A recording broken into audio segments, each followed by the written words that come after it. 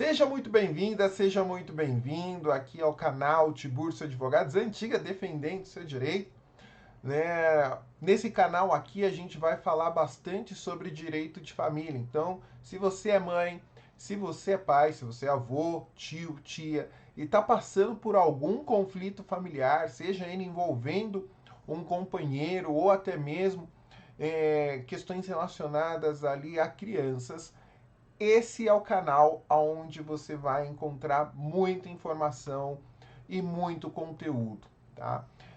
Lembrando que isso aqui não é nenhum curso, nós não estamos ditando nenhum tipo de regra, nós somos advogados e estamos aqui compartilhando e tirando algumas dúvidas que nós entendemos ser de relevância, tá? Então não passa de um grande bate-papo que nós vamos ter aqui ao longo desse 2024. Lembrando que nas outras redes sociais nós já estamos há bastante tempo, né? Então nós já temos ali o nosso Instagram, o nosso TikTok, onde a gente procura interagir bastante ali com os nossos seguidores.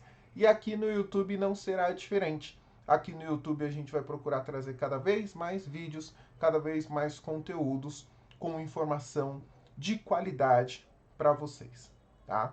Então essa live aqui, na verdade esse vídeo, é o vídeo de número 6, né? A live de número 6 que a gente vai estar gravando aqui como forma de vídeo número 1. Tá? Então a gente vai começar aqui da parte 2 da ação de alimentos. Mas na sequência eu já vou subir aqui os vídeos ali das primeiras lives que a gente teve no começo desse ano, onde eu vim desde o comecinho ali das questões relacionadas à guarda, e já fiz a primeira parte da questão dos alimentos também, tá? Falamos também, fizemos também uma outra live que também será um vídeo falando ali sobre autorização de viagem internacional e mudança de endereço. E aqui na live de hoje, no vídeo de hoje, você vai acompanhar um pouco sobre a fase mais importante da ação de alimentos, né? Hoje a gente vai conversar um pouquinho sobre o que leva o juiz a se convencer por fixar uma pensão de um salário ou de meio salário, de 10 salários ou de 2 salários, de 20 salários ou de 5 salários. A gente vai entender qual que não um problema social, mas nós vamos ali nos aprofundarmos na discussão da pensão alimentícia, tá? Na live anterior, no vídeo anterior, nós falamos ali sobre a burocracia que a mãe ou o pai, né, que estejam ali pela Defensoria Pública vão enfrentar para receber a primeira parcela da pensão alimentícia, né? Ou seja, além de ter ali é, a coragem, né, que acho que esse é um passo que é importante a gente sempre falar, né, a decisão de buscar a justiça para regularizar as questões relacionadas à criança. Depois disso, ela vai ter que enfrentar ali também toda a burocracia lá do setor ali da Defensoria Pública, entre triagem, né, entrega de documentos, a intimação do sujeito, né, a propositura da ação pela Defensoria Pública, a intimação do sujeito para realizar o pagamento dos alimentos provisórios que forem arbitrados e depois de 30 dias receber aí efetivamente o primeiro pagamento da pensão, caso o sujeito pague. Caso ele não pague, obviamente a gente vai falar ali de execução e etc. Tá? Mas digamos que essa mamãe, esse papai já tenham passado por tudo isso depois dos alimentos provisórios. Como vão ser os rumos? Quais serão os próximos passos no processo? E aí aqui eu vou compartilhar com vocês já o resumo que geralmente a gente faz nas nossas lives, tá? Para que vocês possam ir acompanhando isso numa linguagem bem prática, bem didática do que é um processo de alimentos, do que é uma ação de alimentos. Então vamos lá, né? Após a intimação do genitor para o pagamento dos alimentos provisórios, se inicia aqui a fase de instrução processual. O que é a fase de instrução processual? É a fase onde o juiz vai discutir aquilo que você já ouviu falar em algum lugar. Necessidade, possibilidade. Quanto que a criança precisa para sobreviver, quanto que o genitor tem condições de contribuir para esse sustento. E aqui eu já abro já para deixar uma pergunta para vocês, né? Quanto que vocês acham que é o mínimo que alguém precisa para sobreviver? No nosso país, a gente tem ali a fixação do salário mínimo, né? O salário mínimo ali, ele vai variando de valor conforme os anos vão passando, ele vai sendo corrigido de acordo com os custos que as pessoas têm para se sustentar, né? Então esse é um parâmetro que a gente tem que adotar ali para a nossa sociedade. Agora, quando a gente está falando de pensão alimentícia, a gente tem decisões que vão desde 10% do salário mínimo até 3, 4, 5, 6, 7, 8, 10, 50 salários. O que dá essa discrepância, né? E também, né, refletir sobre essa questão do mínimo abaixo do mínimo. Porque o salário mínimo seria o mínimo, mas nós temos decisões que vão abaixo desse mínimo e não são poucas, né? Hoje, quando nós falamos ali de decisões que fixam acima de 50% do salário mínimo, a gente já está praticamente fugindo um pouco da regra da maior parte das decisões do judiciário. Então, para você, quanto que é o mínimo do mínimo? É o salário mínimo? É 10% do salário mínimo? É 50% do salário mínimo? É 90%? Deixa aí nos comentários, conforme você for assistindo e for formando a sua convicção, você responde para a gente, né? Então, prosseguindo, né? O que são as necessidades e as possibilidades? Quando a gente fala do binômio necessidade e possibilidade, nós estamos falando da questão mais elementar do direito de família, né? Das ações familiaristas. Por quê? A necessidade é o elemento é, mais, é, mais forte que a parte alimentante deverá apresentar para demonstrar o pedido de alimentos que está fazendo no processo. O que é isso? Trocando em miúdos, é a planilha de despesa que você vai juntar no seu processo para comprovar que aquilo que você está pedindo são efetivamente os custos que você tem com a criança, tá?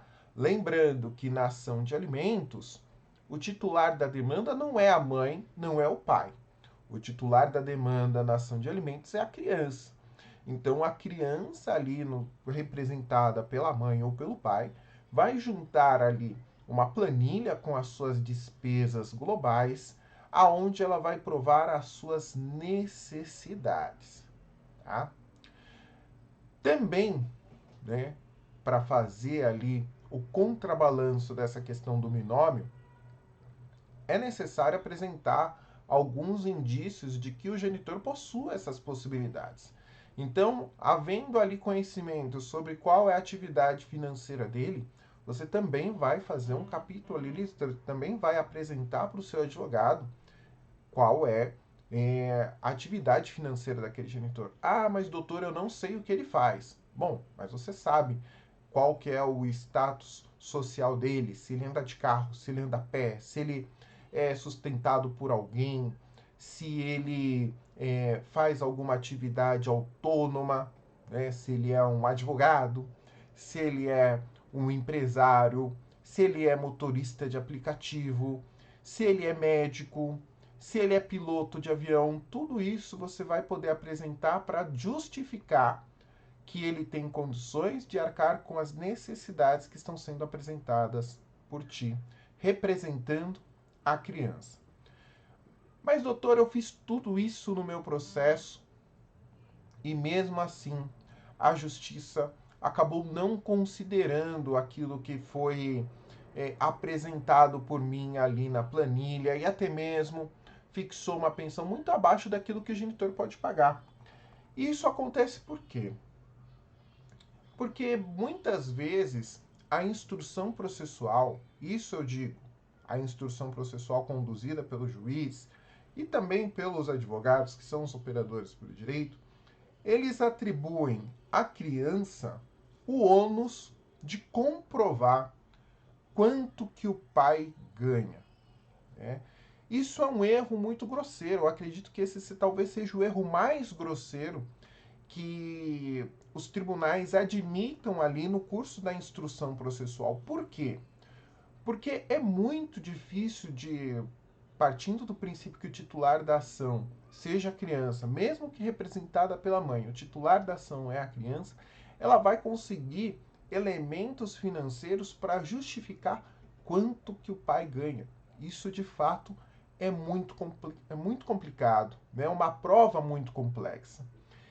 E na instrução processual, em que pese sejam arbitrados os alimentos provisórios desde a largada do processo, a parte alimentante, no caso genitor ou a genitora que tiver que pagar a pensão, vai ter a possibilidade de apresentar a sua defesa. E nessa defesa, ele vai poder expor quanto de fato ele pode pagar.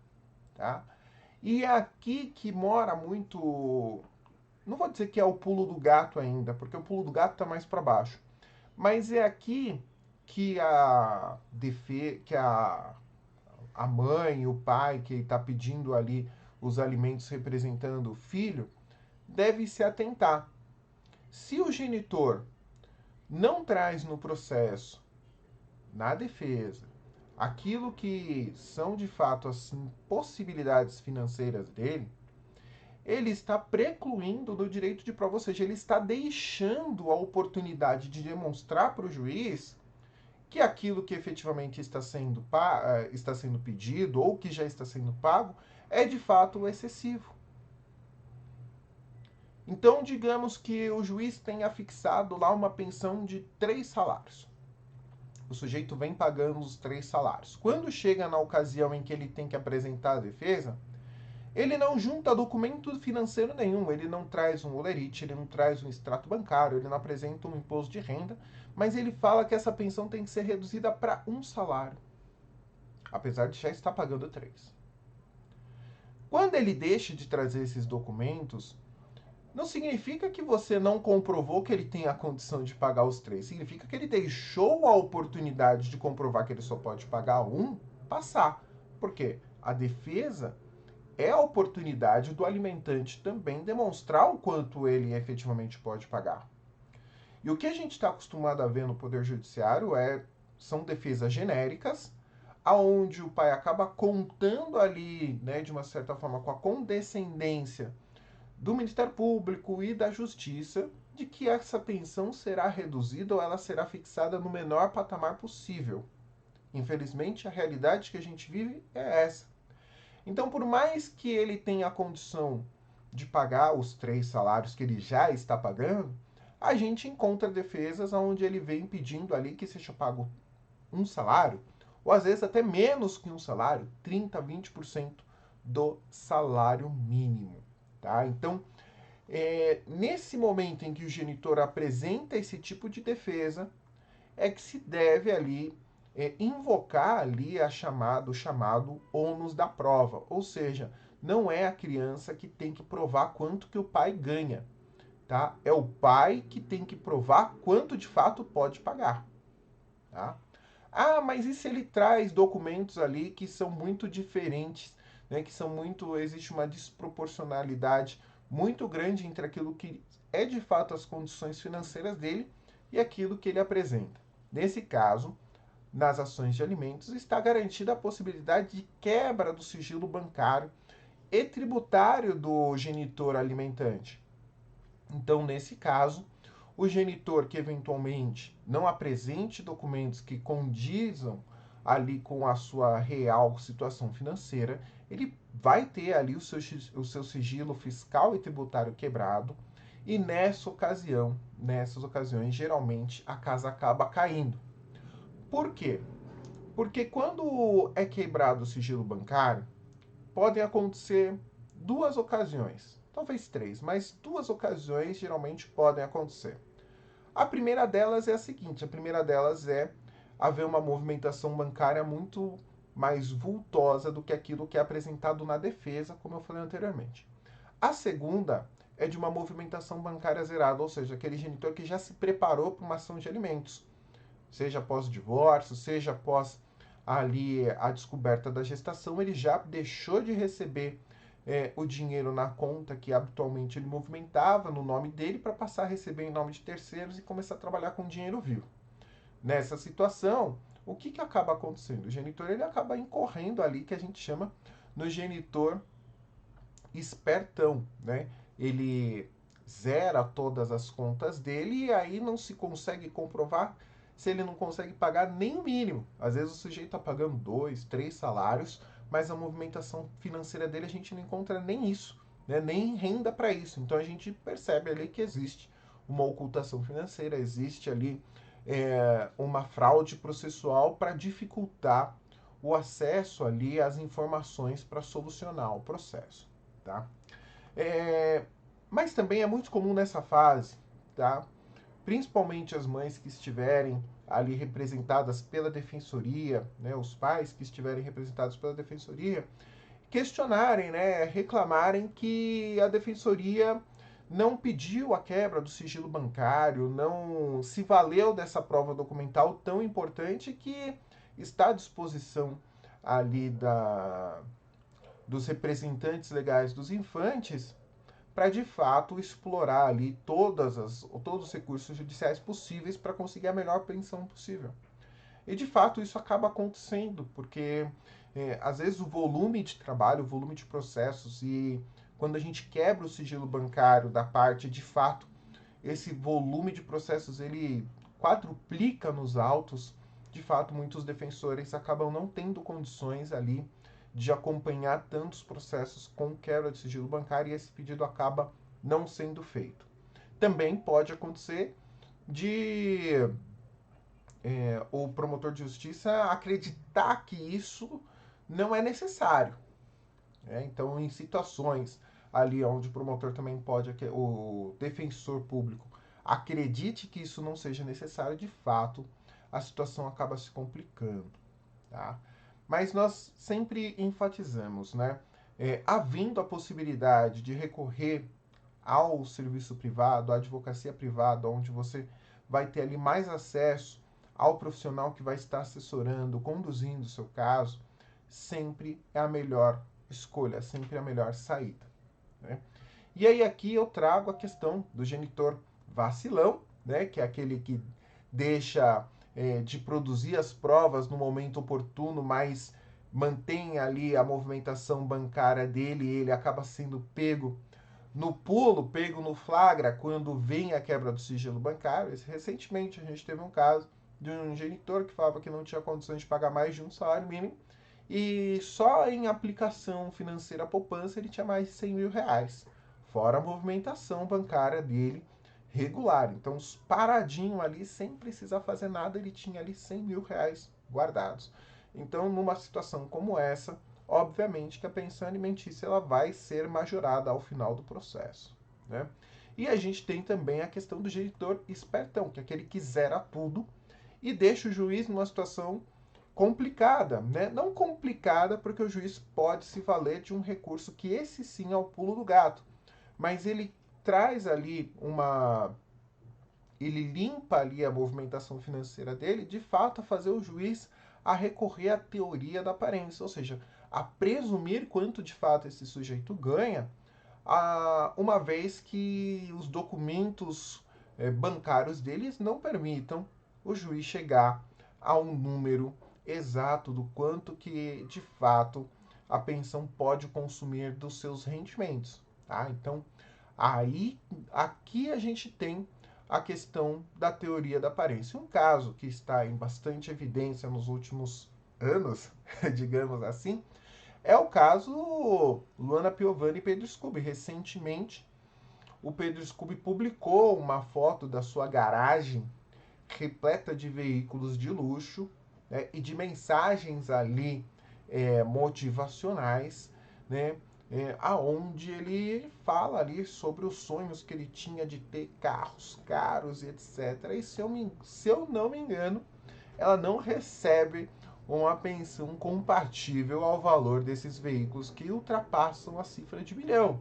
Né? Então, o sujeito que tem veículo que ultrapassa milhão, ele pode pagar uma pensão acima ali dos 20, dos 25 mil por filho? Com certeza, né? Porque se a criança vai andar num carro de 1 milhão, naturalmente que o padrão que ela vai ostentar, que as necessidades dela também são compatíveis ao carro de milhão, né? Então, nesse caso, para confirmação da teoria da aparência, e aqui a gente colocou esse caso que está sendo aí bastante discutido na web como exemplo, mas isso em situações normais também pode ser situações normais, eu digo, né, na maior parte das famílias, né? Ela também pode ser aplicada. Então, digamos ali que o genitor esteja naquela tese ali de pagar 30% do salário mínimo, mas o sujeito anda lá com um carro bacana, um carro bom, né? E no processo ele sustenta que ele anda a pé. Nesse caso, as testemunhas podem confirmar, olha, ele tem um carro assim, um carro assado, né? Em um dos processos a gente se recorda muito bem do sujeito que dizia que ele não tinha nada, o imposto de renda também dele era praticamente zerado, mas o sujeito tinha uma condição de vida muito boa e todos os bens dele estavam no nome não da mulher atual, mas da ex-mulher, né? Então, ele tinha um filho com a nossa cliente, mas toda a movimentação financeira dele chegou até ter uma união estável, mas toda a movimentação financeira dele ainda estava no nome da ex-mulher com quem ele tinha um outro filho. E nesse caso, apesar do padrão de vida altíssimo, né, ele não tinha movimentação nenhuma de renda. Então as testemunhas foram peças-chave. E eu me recordo muito bem que uma das testemunhas falava que o sujeito tinha uma vaga cativa num restaurante famoso da cidade, né? E aí o juiz perguntou para ela: como você sabe que ele tinha essa vaga cativa nesse restaurante chique, né? O juiz até ficou assim: nossa, eu não tenho uma vaga naquele restaurante. Sendo juiz dessa comarca, como que esse sujeito que não tem R$ 1 no imposto de renda dele vai ter uma vaga lá nesse restaurante de luxo? E aí ela explica que ela trabalhava numa clínica que ficava de frente para esse restaurante e que os clientes mais assíduos, os clientes com uma moral mais elevada, eles estacionavam os veículos sempre ali naquele mesmo local. Né? Baladas e lugares de granfino geralmente têm essas regalias e os carros do sujeito, que era um carro que inclusive estava descrito ali no processo como sendo de sua propriedade, foi identificado pela testemunha como sendo o veículo ao qual ele chegava nesse restaurante de luxo. Então, para confirmar a teoria da aparência, as testemunhas são fundamentais, tá? E para terminar, né, a gente sempre fala aqui que é importante que nos casos onde o genitor exagera do seu direito de defesa, né, no caso do genitor espertão ou do genitor vacilão, eles ficam sujeitos ali à aplicação da multa pela litigância de má-fé ou fraude processual, né, porque muitas vezes, ao tentar ali se desvincular da obrigação alimentar no patamar em que é devido, veja, aqui nós estamos falando do direito de crianças, né, e da obrigação alimentar do pai que fez, né, pagar essa pensão alimentícia. Então, quando o sujeito ele exagera nessa ocultação do patrimônio, o juiz também pode fixar ali a multa por litigância de má-fé ou fraude processual. Um exemplo que a gente tem aqui no escritório também super recorrente do sujeito que ele acaba mentindo na obrigação na sua profissão. Então a gente tem um sujeito que era empresário, conhecido na cidade. E ele se classificou ali no momento ali da sua defesa como um simples freelance. Mas na verdade ele era um empresário com uma movimentação financeira alta, com um imposto de renda muito gordo. O juiz interpretou isso e essa decisão foi mantida nas três instâncias, que isso caracterizou fraude processual e litigância de má-fé. Ou seja, se naquele momento que o juiz oportunizou a ele dizer qual de fato era a profissão dele, por que ele arrastou a instrução processual toda sustentando que ele era um simples freelance, quando na verdade ele era um empresário que tinha restaurantes e tinha uma série de outros empreendimentos na cidade? Então o juiz achou isso muito um desaforo muito grande e acabou aplicando uma multa. Que essa multa ela é delicada porque ela corresponde ao valor da causa. Então ela pode chegar ali a 20, às vezes até mais de 20% do valor da causa. E numa ação de alimentos, o valor da causa é o valor da pensão multiplicado por 12.